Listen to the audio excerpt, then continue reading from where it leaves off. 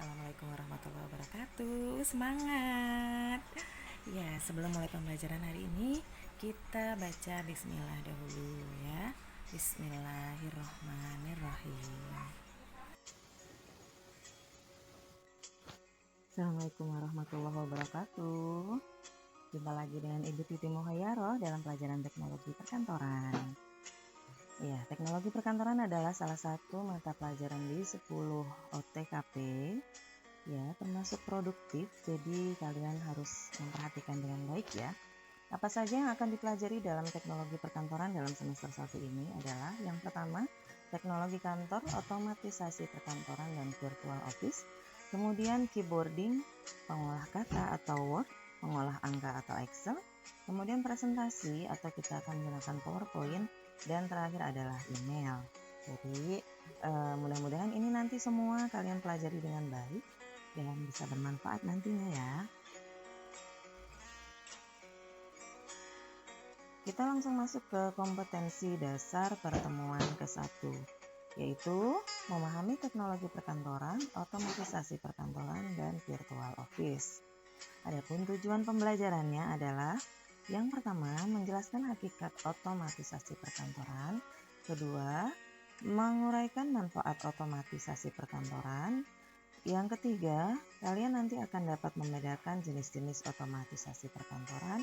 Yang keempat, kalian akan bisa menjelaskan definisi dari kantor virtual dan juga bisa menguraikan manfaat kantor virtual. Ya, kita mulai ya anak-anak.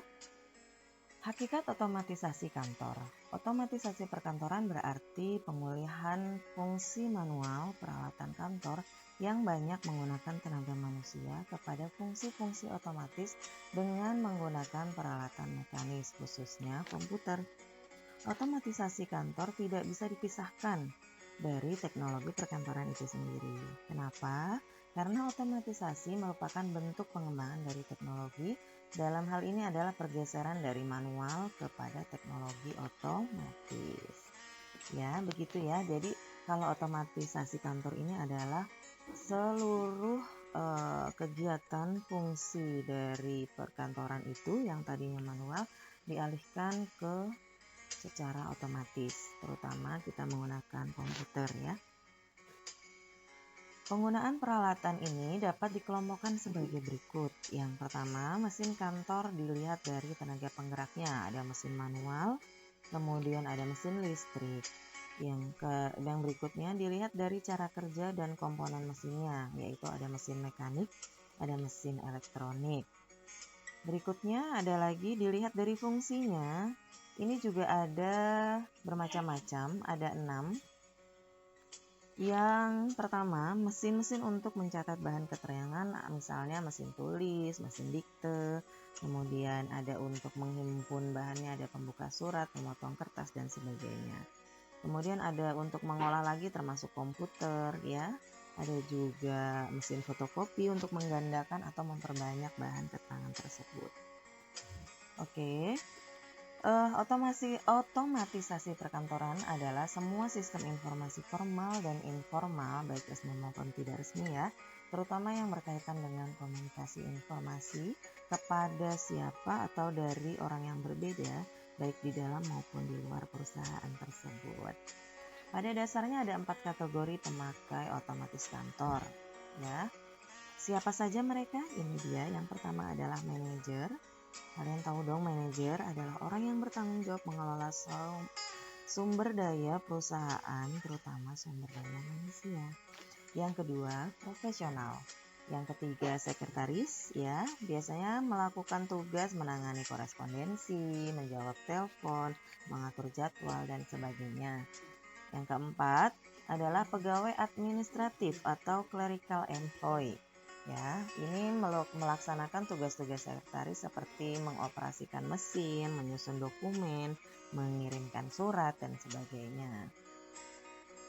Manfaat otomatisasi kantor adalah memudahkan penerimaan dan pengiriman informasi, memberikan keuntungan lebih besar melalui pengambilan keputusan yang lebih baik. Berikutnya adalah sebagai pelengkap bagi metode komunikasi tradisional dan bukan sebagai pengganti. Ingat ya, bukan pengganti tapi sebagai pelengkap. Tujuan otomatisasi kantor adalah 1. Pendapatan yang lebih tinggi versus penghindaran biaya. Jadi di sini komputer di sini adalah untuk menangani beban kerja yang semakin bertambah ya, tujuan pertamanya. Yang kedua, pemecahan masalah kelompok. Jadi, cara otomatisasi kantor berkontribusi pada komunikasi ke dan dari manajer sangat cocok untuk memecahkan masalah kelompok ini. Yang ketiga, otomatisasi kantor ini adalah sebagai pelengkap bukan pengganti. Ingat ya, ini hanya melengkapi komunikasi tradisional sebelumnya yang tadinya manual menjadi otomatis kantor. Oke, jenis-jenis otomatisasi perkantoran ini Ibu sudah bagi menjadi 7 poin. Di sini ada word processing, yaitu pengolah kata. Kemudian yang kedua electronic mail atau email. Yang ketiga voicemail. Ini juga bisa kita lakukan seperti WA dengan recording suara. Yang keempat electronic calendaring. Ini adalah untuk kalender elektronik. Ya, sudah ada di Google.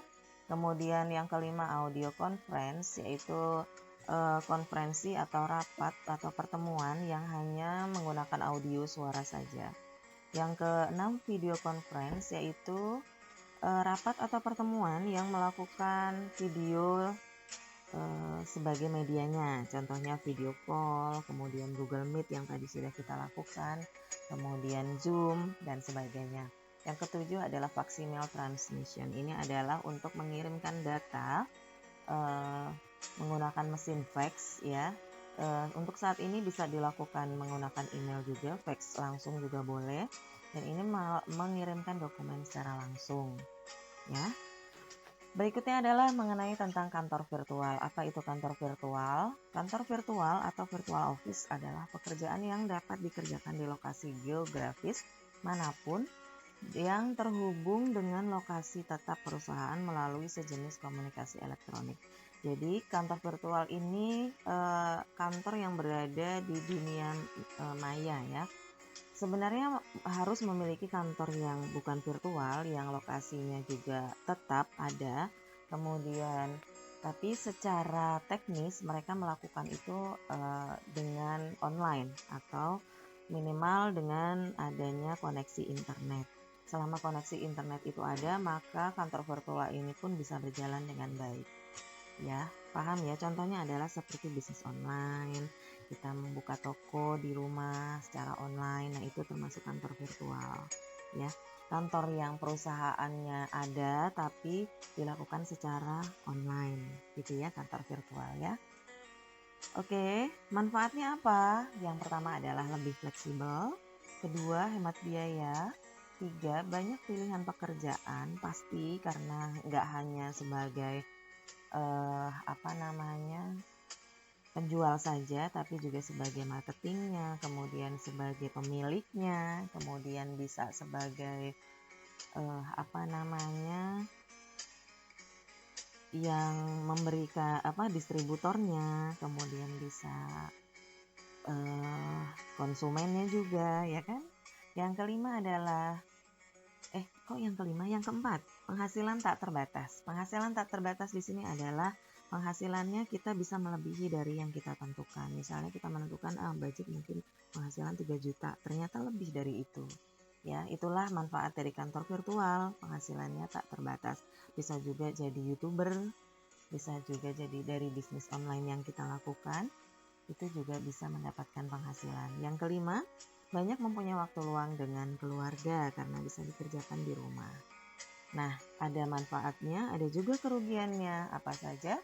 Rasa tidak memiliki karena di sini adalah kita mendirikan perusahaan atau kantor ini sendiri ya. Jadi seolah-olah kita tidak memiliki kantor tersebut gitu. Jadi rasa tidak memiliki tidak kuat, tidak seperti kita bekerja di sebuah kantor secara nyata. Yang kedua, takut kehilangan pekerjaan ya, karena bila bisnisnya sudah tidak berjalan, maka pekerjaan itu juga akan hilang. Yang ketiga, semangat kerja rendah. Semangat kerja rendah ini bila dilakukan di luar di rumah, maka tidak seperti dengan semangat yang ada di kantor. gitu ya, berbeda, tapi semangatnya ada dari keluarga. Yang keempat adalah ketegangan dalam keluarga itu juga sangat berpengaruh dan termasuk faktor kerugian dari kantor virtual tersebut. Oke, mudah-mudahan kalian paham sampai di sini. Kita akan masuk ke latihan. Ya, berikut ini adalah latihan soalnya ya nak. Ada 5 soal dan mudah-mudahan kalian bisa menjawab dengan baik. Jangan lupa Bismillah. Terima kasih. Wassalamualaikum warahmatullahi wabarakatuh.